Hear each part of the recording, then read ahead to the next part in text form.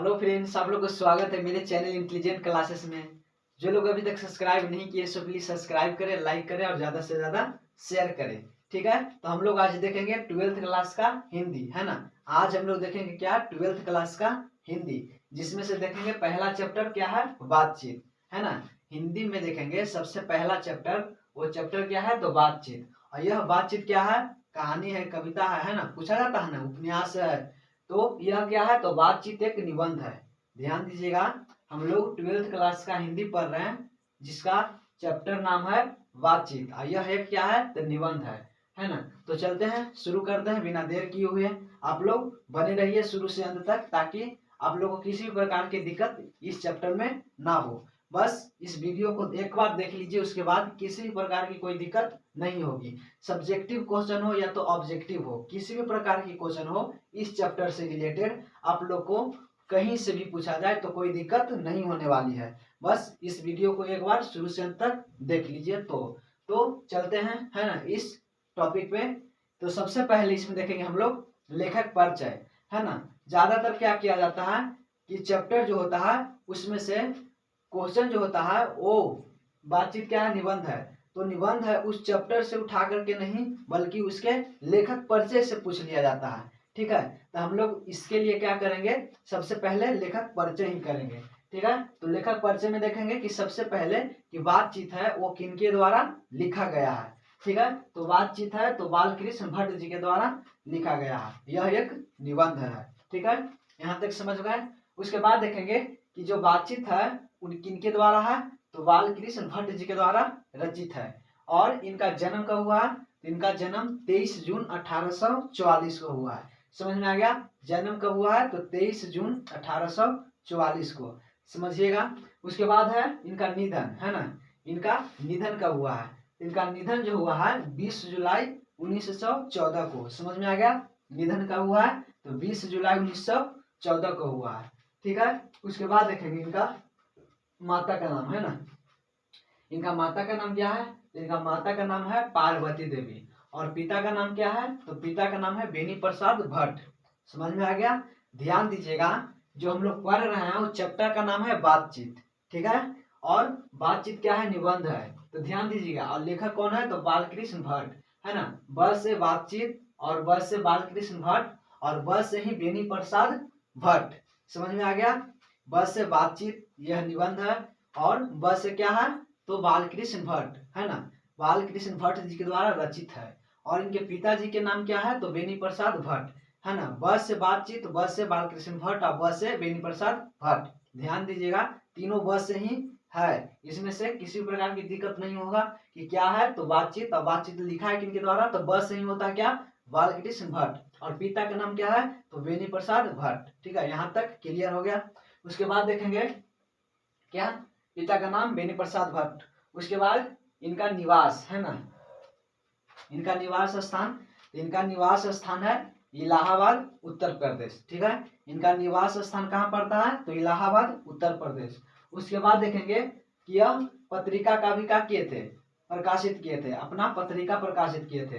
तो पत्रिका का नाम क्या था, तो हिंदी प्रदीप, है ना। किस पत्रिका का यह संपादन किए थे, तो हिंदी प्रदीप मासिक पत्रिका। ठीक है, हिंदी प्रदीप मासिक पत्रिका पूछा जाता है ऑब्जेक्टिव में, और कई बार आ भी चुका है कि यह जो बालकृष्ण भट्ट हैं यह कौन से पत्रिका का संपादन करते थे, मैंने प्रकाशित किया, इनके द्वारा निकाला गया था। ठीक है, तो क्या बोलेंगे, हिंदी प्रदीप्त मासिक पत्रिका। समझ में आ गया। उसके बाद देखेंगे कि इनका रचना भी कुछ था, है ना। तो इनका रचना यानी कि इनके द्वारा और अन्य रचनाएं भी थी। ठीक है, जिस तरह से हम लोग पढ़ रहे हैं ना, बालकृष्ण भट्ट का लिखा हुआ है बातचीत, इसी तरह से और भी लिखे थे, जिसमें से है कौन कौन है, तो रहस्यमय कथा, नूतन ब्रह्मचारी, ठीक है, 100 अजान एक सुजान, हमारी घड़ी, ठीक है, सदा भाव का अभाव, क्या है, सब ये उपन्यास है। उसके बाद यह नाटक भी कुछ लिखे हैं, जिसमें से सबसे ज्यादा फेमस का हुआ है, तो सबसे ज्यादा नाटक में फेमस हुआ है वो है पद्मावती। ठीक है, नाटक सबसे ज्यादा फेमस यानी लोगों के बीच, है ना, चर्चित हुआ है, तो वह कौन है, पद्मावती। यह एक क्या है, नाटक है। उसके बाद यह निबंध ज्यादा लिखा करते थे। ठीक है, और जो हम लोग पढ़ रहे हैं बातचीत, यह भी एक क्या है, निबंध ही है। ठीक है, तो निबंध जो लिखे हैं लगभग, है ना, लगभग 1000 से ऊपर लिख चुके हैं। ठीक है, जिसमें से फेमस कितना हुआ है, तो निबंध जो है वो लगभग 100 से ज्यादा फेमस हो चुका है लोगों के बीच में। समझ में आ गया, इनके द्वारा लिखा गया जो निबंध है वो लगभग 1000 के पार है, और फेमस कितना हुआ उसमें से, तो 100 के प्लस हो चुका है। ठीक है, ये था लेखक परिचय। ठीक है, नहीं समझ में आया तो वीडियो को पीछे करके देखिए, है ना, जरूर समझ में आएगी। और मैं आशा करता हूँ कि इस वीडियो के बाद किसी भी प्रकार की दिक्कत इस चैप्टर से नहीं होनी चाहिए। ठीक है, अगर किसी भी प्रकार की दिक्कत होती है तो आप लोग कमेंट में पूछ सकते हैं। उसके बाद चलेंगे मेन टॉपिक पे, है ना, जो चैप्टर में है हम लोग का वो अब स्टार्ट होता है। ठीक है, इन्हें हम लोग देख रहे तो क्या था, लेखक परिचय। सबसे पहले हम देखेंगे कि हेडलाइन, है ना, मेन हम लोग का हेडलाइन है क्या, बातचीत। तो सबसे पहले चैप्टर का हेडलाइन ही समझेंगे कि बातचीत क्या होता है। देखिए लिखा हुआ है बातचीत, तो बातचीत का मतलब क्या होता है ना, जो दो व्यक्तियों के बीच में बात करते हैं। ठीक है, बातचीत क्या बोलते हैं ना, कि हम किसी से बातचीत अभी कर रहे हैं, है ना, बिजी हैं, तो होता है बातचीत क्या, कि किसी दो व्यक्तियों के बीच में जो बात कर रहे हैं उसी को क्या कहते हैं, बातचीत, है ना, अपने दोस्तों के बीच, है ना, अपने फ्रेंड्स के बीच जो बात करते हैं उसी को बोलते हैं बातचीत। ठीक है, तो हेडलाइन है बातचीत, तो बातचीत का मतलब होता है दो व्यक्तियों के बीच में जो आपसी, है ना, मामले पे जो बात होती है उसे क्या बोलते हैं, बातचीत। तो यहाँ पे बोला गया कि बातचीत क्या है, तो बातचीत वही है जो दो व्यक्तियों के बीच में बातचीत होती है, वह बातचीत कहलाता है। अब बातचीत क्या हो रहा है वो तो, है ना, जहाँ पे हो रहा है वही जानेंगे ना। ठीक है, राम श्याम मान लीजिए दो लड़का आपस में बात कर रहा, तो क्या कहलाएगा, बातचीत। और क्या कर रहा है तो वो लोग जानेगा ना। तो बातचीत समझ में आया, जो दो लोगों के बीच में होता है उसे बातचीत। ठीक है, 2 नंबर में पूछा जाता है बातचीत क्या है, तो बोल देंगे कि दो व्यक्तियों के बीच में किसी भी प्रकार की कोई भी बात होती है तो उसी को कहते हैं बातचीत। उसके बाद है भाषण। ठीक है, पूछा जाता है कि भाषण और बातचीत में अंतर क्या होता है ना, दोनों में फर्क क्या है। ठीक है, तो बातचीत समझ में आ गया कि दो व्यक्तियों के बीच में इसमें किसी भी प्रकार की कोई कंडीशन नहीं होती है ना, अपने फ्रेंड से यानी दोस्त से जो बात करते हैं, ठीक है, तो अपने फ्रेंड्स के बीच में किसी भी प्रकार की कोई कंडीशन नहीं होती है कि पहले संबोधित किया जाए, है ना, तब स्टार्ट करें बात करने के लिए। नहीं, जहां से मन वहां से उठाकर बात पूछ लेते हैं, है ना, बोल देते हैं, उसी को बातचीत। और भाषण में क्या होता है कि थोड़ा भाषण अलग होता है। भाषण यानी कि जो स्टेज पे चढ़ के दिया जाता है, ठीक है, और वहां पे सिर्फ एक व्यक्तियों के लिए नहीं बल्कि 100 व्यक्तियों के बीच में, है ना, मानिए 100 1000, समझिए एक सभा में जो मंच पर चढ़कर जो भाषण दिया जाता है, जो बोला जाता है ना, उसी को बोलते हैं भाषण। समझ में आ गया। और भाषण में क्या होता है कि सारे लोगों को, है ना, जो वहां पे जितना भी उपस्थित होते हैं वो सारे लोगों के लिए क्या हो जाता है, संबोधन किया जाता है ना, उनके मान आदर को ध्यान में रखते हुए जो भी बोलते हैं उसको क्या होता है, लोगों के लिए बोला जाता है। ऐसा ना कि भाषण में क्या होता है कि लोगों के लिए बोला जाता है, अगर अपने लिए बोलिएगा भाषण में तो वहां पे सब क्या गलत समझेगा। लेकिन भाषण में क्या होता है, अपने लिए नहीं बल्कि लोगों के लिए, है ना, लोगों का बड़ाई कीजिए। ठीक है, जहाँ पे देखते हैं बड़ा सभा लगता है, वहां पे अगर कोई मंत्री आए तो मंत्री अपने लिए थोड़ा ना बोलता है, वो जब भी बोलता है तो जनता के लिए बोलता है, तब तो मंत्री को मानेगा ना कि हाँ मंत्री मेरे लिए, है ना, यानी जनता के लिए काम करता है। ठीक है, तो भाषण का मतलब होता है मंच पे माइक लेकर पहले सबसे पहले क्या संबोधित करना। ठीक है, जिस तरह से हम लोग बचपन में किए होंगे, जैसे स्कूल वगैरह में, है ना, नाटक वगैरह में भाग लेते हैं तो करने से पहले, है ना, संबोधन करते हैं, है ना, थोड़ा सा भाषण देते हैं, आदरणीय प्रधानाध्यापक महोदय, है ना, इस प्रकार से कुछ भी, है ना, जहाँ पे एक्टर्स वगैरह आते हैं तो बोलते हैं सबसे पहले क्या, लेडीज एंड जेंटलमैन, है ना, मेरे भाई एवं बहनों, इस तरह से जो भी बोलते हैं उसी को क्या बोलते हैं, भाषण, है ना, जो मंच पर चढ़कर लोगों के बीच में जो बोला जाता है वो भाषण। लेकिन बातचीत क्या है, तो बातचीत है दो व्यक्तियों के बीच में, इसमें किसी भी प्रकार की कोई कंडीशन, है ना, कोई भाषण की बात नहीं की जाती है। ठीक है, तो समझ में आ गया बातचीत भाषण। उसके बाद है बेन जॉनसन। ठीक है, बेन जॉनसन एक व्यक्ति थे, उनके द्वारा बोला गया था कि बातचीत, है ना, बातचीत जो है, बातचीत से ही पता चलता है कि इंसान वह कैसा है। मान लीजिए कोई भी व्यक्ति है तो उसका स्वभाव अच्छा है या बुरा है, कैसे पता चलेगा, तो वो बातचीत से ही पता चलता है। ठीक है, और हम भी सहमत हैं, है ना, बेन जॉनसन इनके बात से, है ना, इनका जो सलाह है उनसे हम भी सहमत हैं। क्योंकि ये जो कहते हैं कि किसी भी व्यक्ति का असली रूप, है ना, वो व्यक्ति कैसा है ना, उनका पहचान क्या है, वो पता कैसे चलेगा। ठीक है, उनका स्वभाव कैसा है तो कैसे पता चलता है, तो जब वो बोलेंगे, है ना, हमसे बात करेंगे तो वही ना पता चलेगा कि वो व्यक्ति कैसा है ना, कड़ा बोलते हैं कि मधुर बोलते हैं। ठीक है, उनकी आवाज में कैसा स्वभाव है।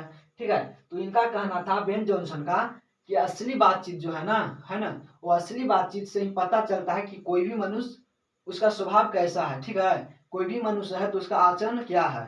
समझ में आ गया। बेन जॉनसन का यही कहना था कि बातचीत से ही है ना मनुष्य का साक्षात्कार होता है, यानी उसके असली रूप का दर्शन होता है। ठीक है, असली रूप प्रकट होता है। समझ में आ गया, याद रखिएगा। और उसके बाद एक व्यक्ति थे एडिसन, है ना।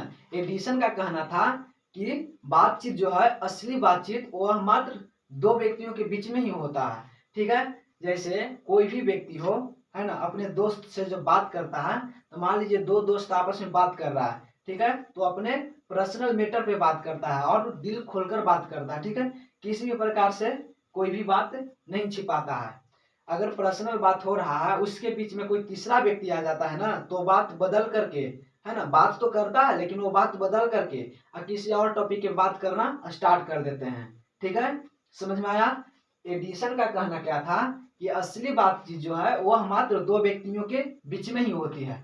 ठीक है, कैसे, तो देखिए, जैसे मान लीजिए हम लोग अपने दोस्त के साथ, है ना, पर्सनल मैटर पर, यानी कुछ, है ना, वैसा कुछ पॉइंट होता है जिसपे हम लोग पर्सनल बात करते हैं, और वहां पे कोई अचानक तीसरा व्यक्ति आ जाए, तो क्या वो बात हम लोग बात करते हैं? नहीं, बात करते हैं लेकिन वो पॉइंट को बदल देते हैं और किसी दूसरे टॉपिक पे बात करना स्टार्ट करते हैं, और वेट करते हैं कि व्यक्ति यहाँ से हटे तो फिर से हम अपना बात शुरू करेंगे। ठीक है, तो इनका भी कहना सही था, है ना। इनका भी कहना क्या था, राइट ही है, कि असली बातचीत जो है वह दो व्यक्तियों के बीच में ही होती है, जो पूरी तरह से बात को खोलकर बोला जाता है। समझ में आ गया।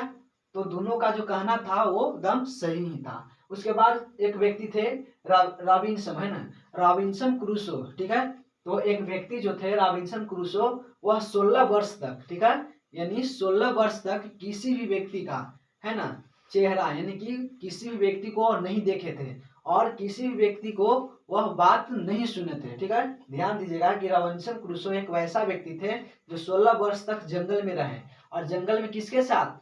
आदमी यानी मनुष्य के साथ नहीं, बल्कि जंगली जानवरों के साथ, है ना, बंदर भालू जो भी होते हैं उनके साथ, और उनके साथ रहने पे उनको बोलने के लिए, है ना, और इंसान के बीच तो रहे नहीं कि वो बोल सकते थे, तो इनका आवाज जो था हम लोग के जैसा नहीं था, यानी वो कभी बोल ही नहीं सके। 16 वर्ष तक कभी वो बोल ही नहीं सके, क्योंकि वो रहते तो किसके साथ? तो जंगली जानवरों के साथ। ठीक है, तो 16 वर्ष तक रॉबिन्सन क्रूसो क्या किए? एक वर्ड भी नहीं बोले थे और किसी आदमी से मिले भी नहीं थे। ठीक है, तो ध्यान दीजिएगा कि 16 वर्ष तक कौन थे जो जंगल में रहे जानवरों के साथ? तो रॉबिन्सन क्रूसो। और कौन व्यक्ति हैं जो कभी भी, है ना, 16 वर्ष के बीच में कभी भी वह मनुष्यों का आवाज नहीं सुने, चाहे मनुष्यों की तरह नहीं बोले? तो रॉबिन्सन क्रूसो। ठीक है, और इसने पहली बार, ठीक है, रॉबिन्सन क्रूसो ने पहली बार फ्राइडे के मुंह से एक बात सुने थे, सबसे पहली बार। इससे पहले वो कभी नहीं सुने थे। और सबसे पहली बार किनके मुंह से एक बात सुने थे?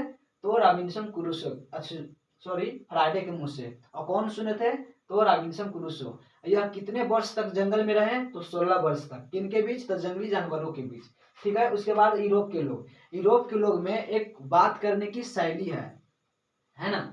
हम लोग को बिहार में क्या है, किसी को भी, है ना, अरे तरे जैसे बात वैसे बात कर लेते हैं, लेकिन यूरोप के लोग में वैसा नहीं था। बड़ा हो या छोटा हो, सबको मान आदर सम्मान के साथ बात किया जाता है। ठीक है, तो ही बोला जाता है कि यूरोप के लोग में जो है बात करने की एक शैली है ना। और उस शैली को क्या बोलते हैं? तो उस शैली को बोलते हैं आर्ट ऑफ कन्वर्सेशन। ठीक है, चाहे इस तरह से बोला जाएगा कि आर्ट ऑफ कन्वर्सेशन क्या है। समझ में आया? बोला जाएगा कि आर्ट ऑफ कन्वर्सेशन क्या है। तो आर्ट ऑफ कन्वर्सेशन जो है वो यूरोप के लोगों में बात करने की एक शैली होती है, जिसे क्या बोलते हैं? Art of conversation. समझ में आ गया? आर्ट ऑफ कन्वर्सेशन जो है वह यूरोप के लोगों में, जो यूरोप के वासी हैं, उनके उन लोगों के बीच में क्या होता है? एक बात करने की शैली होता है, और उस शैली को ही बोलते हैं आर्ट ऑफ कन्वर्सेशन। समझ में आ गया? उसके बाद है बुजुर्गों के बीच। ठीक है, बातचीत, देखिए बातचीत हर तरह का होता है। ठीक है, यहाँ पे बोला जा रहा है कि अगर बातचीत जो होता है वो अगर दो बुजुर्गों के बीच में हो रहा है तो किस प्रकार की बातचीत होगा। ठीक है, तो यह स्वाभाविक है कि जब भी दो बुजुर्गों के बीच में बातचीत होती है वह बीते हुए जमाने की बात होती है। जैसे आज हो गया कि किसी, है ना, बड़े लोगों का जो बच्चा है बात नहीं मानता है ना, फैशन में घूमता है, मोबाइल, है ना, मोबाइल हाथ में है, फैशन का कपड़ा पहनकर। अब बुजुर्ग के बगल से जब गुजरता है तो दो बुजुर्ग आपस में बात करते हैं कि पहले का जमाना क्या था और अब का जमाना क्या आ गया। ठीक है, तो बोला जाएगा कि बुजुर्गों के बीच में बात जो होता है वो कैसा होता है, तो वही होता है अपने जमाने की बात, है ना, कि जब हम लोग थे तो इस प्रकार से था, लेकिन आज ऐसा समय है। ठीक है, अगर बूढ़ियों के बीच में बोला जाए, है ना, कि दो बुजुर्ग महिलाओं के बीच में बात हो तो कैसा होता है, तो उसमें क्या होता है कि दो बुजुर्ग महिलाओं के बीच में यानी कि बूढ़ियों के बीच में जब बात होती है तो अपने बहू के बारे में, है ना, कि मेरे घर में ऐसे कर रही है, मेरे बहू ऐसी है ना, मेरी बहू ऐसी है, ऐसी करती है, ऐसे बोलती है। ठीक है, तो अपने घर परिवार के बारे में बातचीत करते हैं, खास करके, है ना, सास बहू का तो वही चलता रहता है, समझ रहे हैं ना आप लोग। ठीक है, तो दो बूढ़ियों के बीच में क्या बातचीत होती है, तो वही अपने घर के स्थिति के बारे में और खास करके बहुओं के बारे में।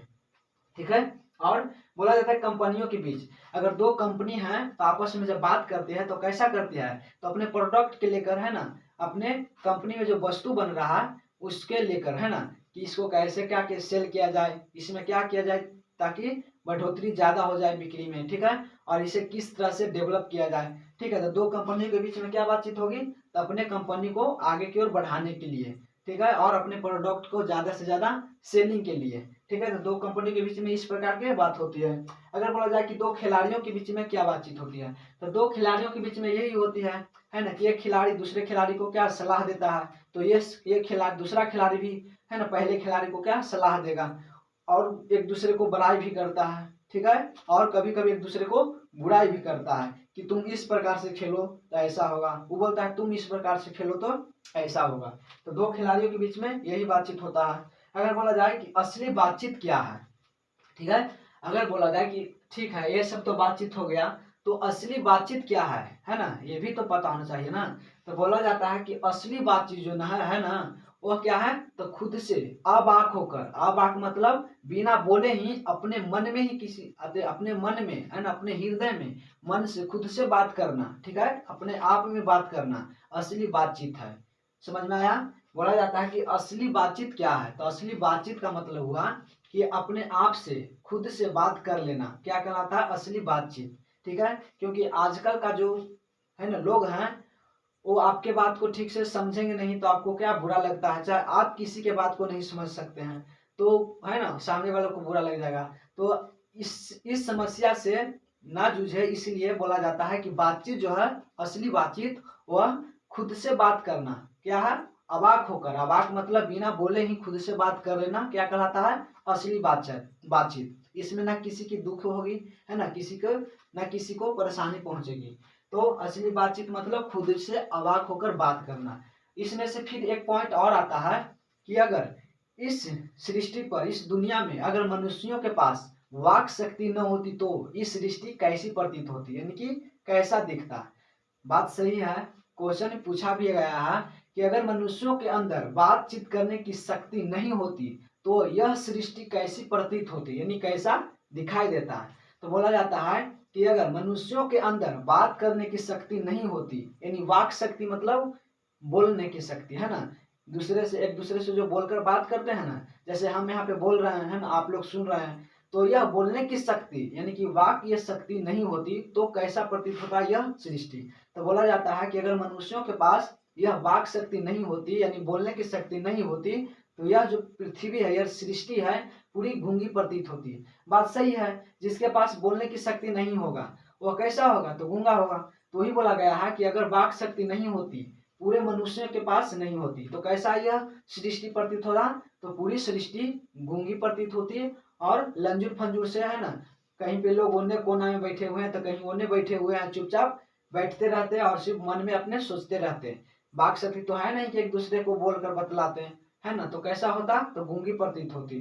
ठीक है, और यह बोला जाता है कि मनुष्यों के अंदर सबसे महत्वपूर्ण चीज भगवान के द्वारा वरदान के रूप में क्या दिया गया है, तो बोला जाता है वाक शक्ति। बात सही है, भगवान के द्वारा समझिए कि महत्वपूर्ण, है ना, वरदान के रूप में जो दिया गया है वो क्या है, तो मनुष्यों के लिए वह वाक शक्ति है, जो हम लोग बोल पाते हैं और एक दूसरे से क्या करते हैं, अपना दुख सुख बांटते हैं और सुनते हैं और सुनाते हैं। ठीक है, तो इस चैप्टर में जितना भी बताया गया, इसमें से अगर आप लोग ध्यान से सारे पॉइंट्स को देखकर और सुन लिए हैं तो किसी भी प्रकार की कोई दिक्कत नहीं होगी। ठीक है, और इससे जो भी ऑब्जेक्टिव होता है और जो भी क्वेश्चन आंसर जो निकलता है इससे ना, वो हम लोग अगले वीडियो में कर लेंगे। और हम तो यही से बोलते हैं कि जो लोग ध्यान से एक बार देख लेंगे ना, तब क्वेश्चन आंसर हो या तो ऑब्जेक्टिव हो, किसी प्रकार की दिक्कत इसमें नहीं होने वाली है। लेकिन तो भी हम फिर भी क्या करेंगे कि इसका ऑब्जेक्टिव है ना लेकर आएंगे और करवाएंगे, और साथ में क्वेश्चन आंसर भी करेंगे। ठीक है, तो मिलते हैं अगले वीडियो में, तब तक के लिए जय हिंद। आप लोग लाइक सब्सक्राइब नहीं किए हैं तो प्लीज लाइक करें, सब्सक्राइब करें और ज्यादा से ज्यादा शेयर करें। मिलते हैं अगले वीडियो में।